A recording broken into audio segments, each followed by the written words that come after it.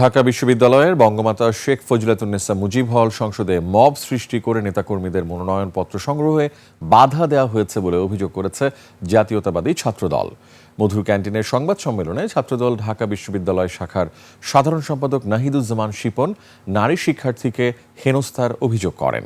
বলেন, ডাকসু নির্বাচনে level playing field তৈরি হয়নি। হাকিম মাহি রিপোর্ট। ওয়ালটন এখন দেশের সীমানা পেরিয়ে পৌঁছে গিয়েছে 50টিরও বেশি দেশে। ওয়ালটন, ঘরে ঘরে বিশ্বজুড়ে। দল শিক্ষার্থী, আমি জানি না তারা কোন দলের কোন মতের, তো তারা আমাকে স্পেস দিচ্ছিল না মনোনয়নপত্র কেনার জন্য।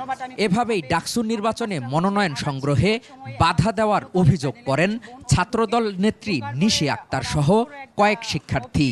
পরে মধুর ক্যান্টিনে ছাত্রদলের সংবাদ সম্মেলনে ছাত্রদল নেতা বলেন, মনোনয়ন ফরম সংগ্রহের সময় ছাত্রদলের মনোনয়ন প্রার্থী কয়েকজনকে মব সৃষ্টি করে বাধা দেওয়া হয়েছে।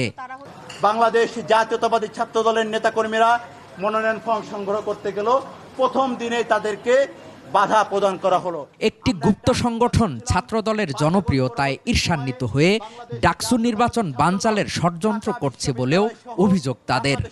সময় এই নির্বাচনকে বানচাল করার লক্ষ্যে মবকে উস্কিয়ে দিয়ে আমাদের নেতাকর্মীদেরকে, শিক্ষার্থীদেরকে মনোনয়ন ফর্ম সংগ্রহে বাধা সৃষ্টি করা হয়েছে। সংবাদ সম্মেলনে নিষিদ্ধ ঘোষিত ছাত্রলীগ যাতে ডাকসু নির্বাচনে অংশ নিতে না পারে ঢাবি প্রশাসনের কাছে সেই দাবিও জানিয়েছে ছাত্রদল।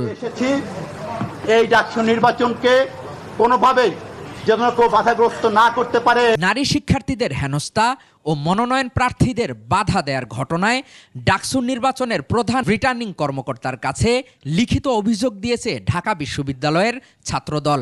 তাদের এই অভিযোগের পর ডাকসু নির্বাচন কমিশন 4 সদস্য বিশিষ্ট একটি তদন্ত কমিটি গঠন করেছে।